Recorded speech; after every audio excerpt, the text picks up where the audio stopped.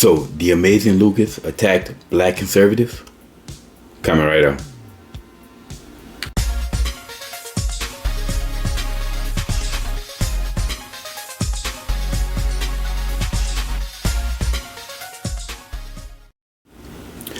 What's up, y'all? Welcome back to Common Sense Logic Reason. And as always, I want to say thank y'all for joining me today. So, I used to be a huge fan of the amazing Lucas. If you're unfamiliar with him, he's a YouTuber, and I first heard of him about 6-7 years ago, and like I say, I was a huge fan of his.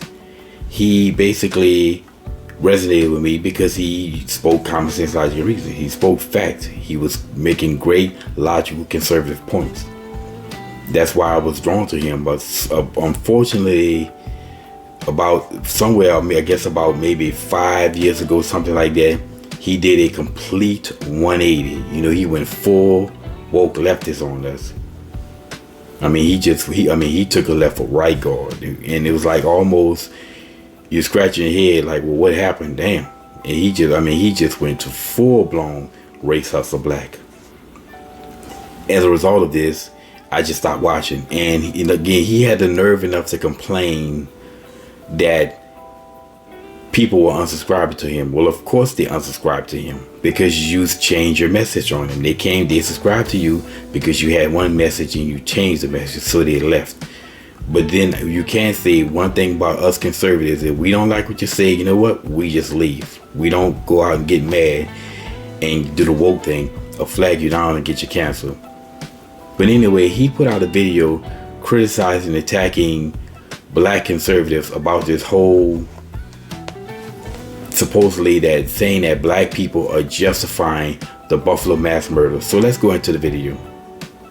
The typical suspects, the Candace Owens, Brandon Tatums, Larry Elder, those individuals, the people who get paid to make racist white people feel comfortable, okay, when it comes to the Republican side.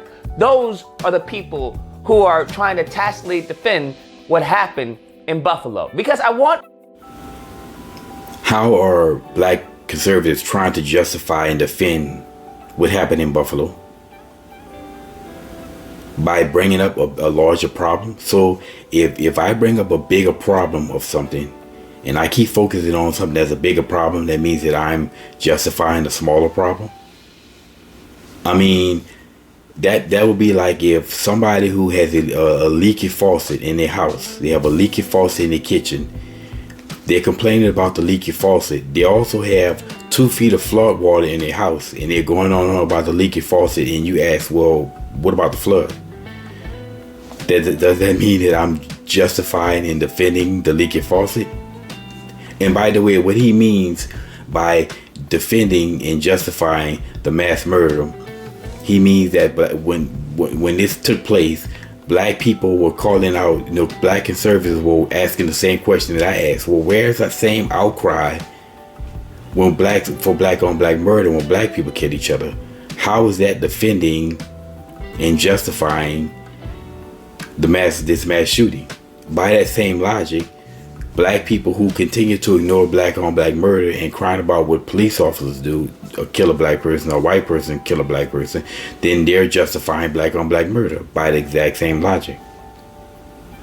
There are many others who try to compare Waukesha. First off, Brooks was not a black extremist, okay? Brooks was not a black supremacist. Brooks was Brooks. That's what he was. There is nothing to say that he was purposefully looking to target white people. That is not the case. That is night and day from what happened in Buffalo. Came to Asian people, right? Stop Asian hate. As a matter of fact, we need an Asian hate crime bill. Absolutely horrible. God help Asian people. Okay, here he's going on about the Waukesha incident. This was the incident in which the black gentleman drove a vehicle into a bunch of white people. I believe it was may have been at a 4th of July parade, but it was at maybe a Veterans Day parade, but it was at some parade in which this black gentleman drove a vehicle into those crowds, killing people, killing white folks, right? Black people reported on this. So what the hell is Lucas talking about? I remember black people reporting on this. So what do you mean they're justifying it? Plus, the difference is that white people didn't protest. White people didn't protest and cut about that. Okay, white people are consistent. They're not hypocrites. You don't see white people losing their mind when a white person is killed by a police officer or a white person is killed by a black person, but are noticeably silent when whites kill each other. White people are consistent, so his argument here doesn't make it. It doesn't have any merit. It doesn't make sense. If white people were doing the same as the idiotic nonsense as black people, black conservatives would call it out. I would call it out because that would be, again, it would be hypocrites. That would be flat out hypocrisy. And then he talks about that situation in which this white guy walked into an Asian salon, which was basically, I believe it was a sex ring going on, so prostitution, something. He was spending all this money, and I guess he got upset and he went in there and shot up the salon, killing some people and a bunch of Asians, a bunch of Oriental people. Again, black people reported on this. So what is Lucas talking about? We justifying this. And black people was not pushing for no Asian crime bill. Show me the black conservative that was saying we need an Asian crime bill, because if there's no black conservative that I know of, this was the white folks. This was the Democrats that he supposedly defend. It wasn't no Republicans and black conservative that was pushing for an Asian crime bill. And matter of fact, Larry Elder did a video on this, breaking down the statistical data showing there was no need for no Asian crime bill. So it's just him trying to make an argument out of nothing. When it comes to black people.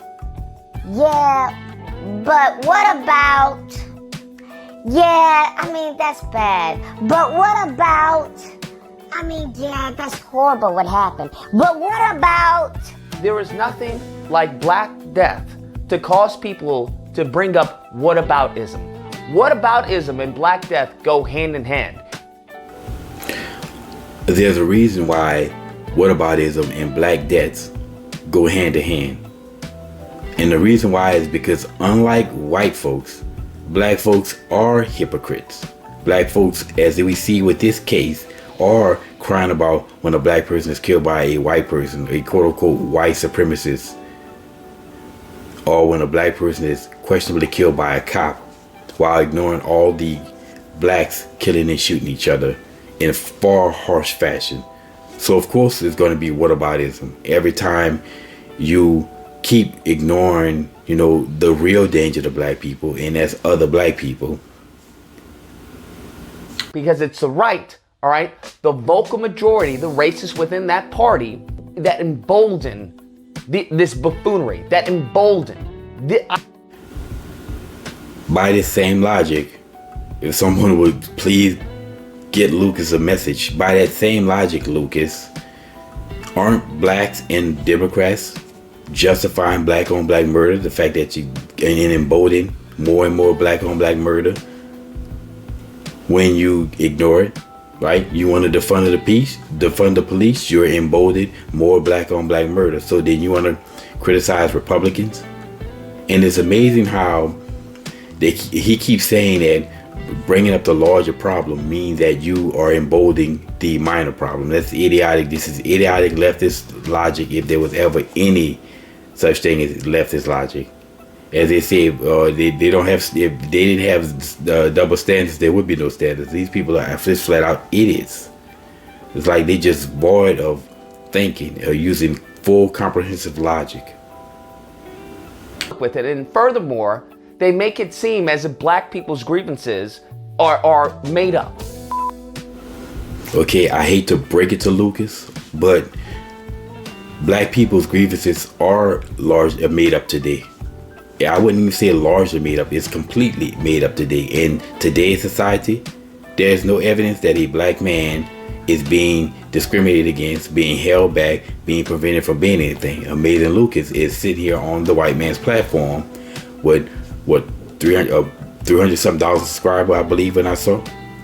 Are you being held back? Is he being held back? That's ridiculous. Now, of course, we can always talk about history and what happened to black people and the history of black people. The problem is it's not happening anymore.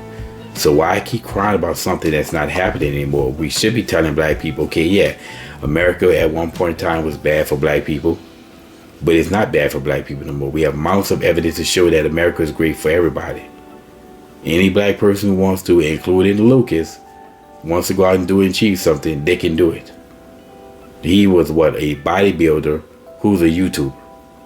If that doesn't show that a black man can do whatever, achieve whatever it is they want, I don't know what it is.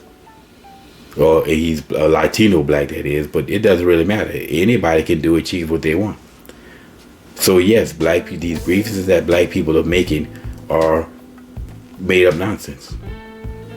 Unless someone gives me evidence that the white man is holding them back from achieving their goals in life, and I'm not holding my breath on that one. But moving on. To yeet a white guy, and he apologizes to the white guy.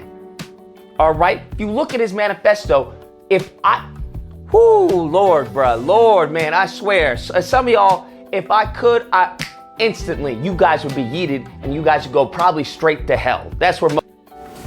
Okay, now he's crying about a damn manifesto. Now the manifesto is going to be his buzzword. Now this is how the leftists operate, by using buzzwords. In other words, it's bad. This particular murder, this mass shooting was bad because there was a manifesto. We know this is BS, because if a white person, took a bus, a car, and drove it into a crowd of black people and killed a bunch of black people, and he didn't have a manifesto, what will black people say about that? They would say that white person was racist. You know goddamn well they wouldn't be waiting for no manifesto, to read no manifesto, to call that person a white supremacist. So that's as BS an argument that I've ever heard. You know what? George Zimmerman didn't have a manifesto, but yet black folks are still crying about Trayvon Martin, right? And all of these cops that they keep crying about these incidents, these cops don't have a manifesto, right? The cop that shot and killed Philando Castile didn't have a manifesto, even though we see the video. We don't have any body cam footage of what was going on, but according to the cop, he wasn't listening. You're fumbling around and the cops are telling you to stop and you keep going. Well, cop is justified in defending his life. He didn't have a manifesto, right? Darren Wilson, the cop that shot what's the fool in St. Louis, Michael Brown, the idiot that robbed strong arm these people in the Asian store, which is why they were called. The police were called in the first place. Did this idiot? One of the things I have a lot of black people walking in the damn street. Get your ass out the street. They have sidewalks for a reason. Then he tried to hit the man and take his gun, and of course Darren Wilson defended his life and shot and killed Michael Brown. He didn't have a manifesto. These cops don't have no manifesto, but yet they're still arguing. They still argue these cases and cry racism. So manifesto is going to be the new buzzword from these race hustlers. I was like, most of these people who want to talk about Chicago aren't even from Chicago. They're not many of these racists, these white ignorants left to do is to play semantics. Well, Lucas, this is defined here by here. This is defined as a mass shooting. This is technically, I won't even go there, right? We'll skip that whole semantic game they love playing. We'll get to the nitty gritty. What we want to know is motives. Is Lucas from Buffalo? But I swear, if you let leftists talk, just let them talk, they're going to provide all the rope to hang them with. Anyway, a mass shooting is a mass shooting. It has nothing to do with no damn motive. So now it's okay to kill if you don't have a motive? That's ridiculous. The people leftists are a bunch of idiots. And he's proving how much of an idiot he is the more he speaks. Okay? Any nonsense that they can come up with to push a narrative. That's right. So now it's manifestos and what's the motive? Now they're going to focus on motive. Anyway, you telling me that black on black killings don't take people didn't have motives? I would say plenty of black on black murders, if not probably the majority of them, happen because of a motive, right? You look at Big and Pac, both of those motives. You got the rapper Nipsey Hussle. He was ambushed by somebody who supposedly punked him. That was a motive, right? The 7-year-old girl that was killed in the McDonald's parking lot, that was a retaliation. That's a motive. So don't sit up here and tell me that it all based upon motive, because if that's the case, then why do they continue to ignore all these blacks that were killed by motives? You know, all these innocent black people killed because somebody had a motive to go after somebody else. Do they cry about those? No. So this whole motive argument is BS. Waukesha. You have people talking about Candace Owens. I'm not even going to post what dribble she posted on. Okay, he calls Candace Owens a coon, which is idiotic. Anytime I hear a black person, these black leftists, these brainwashed blacks, refer to conservative blacks as coons, the first thing I ask is, explain to me what a coon is. You always got to make sure they define everything, and you always got to cement the goalpost in place when you're dealing with leftists. So let them to define what a coon is, and then I take my viewpoint and I put it up against your viewpoint, and we see who's the real coon. And oftentimes you're going to find out that these leftists are the real coon that's causing harm to the black community. Anyway, you think Lucas would debate Candace Owens? No, he wouldn't. You know, he may be the dumbass Lucas or the amazing idiot, but he ain't crazy. He's not going to bring Candace Owens on for debate because she will mop the floor with him. It's ridiculous. So, but at this point, I really stop because there's only so much BS I can tolerate. And I got about halfway through this 11-minute video he put out, and really, the truth be honest, the rest of the video is just gonna be more of the same. Him making idiotic points, and I would just refute them the same way I reviewed the rest. Anyway, I'll put a link in the description if you want to watch his video. If you want to waste your time watching it, 11-minute video.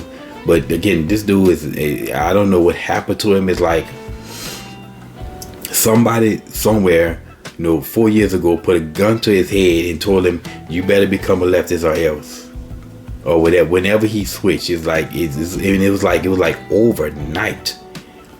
That's what so many conservatives are scratching their head. It's like 1 minute he was conservative, pushing logical conservative point. Next thing you know, the next day he's a full-blown leftist. I'm like, what? Anyway, y'all, that's my 2 cents on it. I'll put a link in the description if you wish to go watch the video. But as always, y'all, until next time.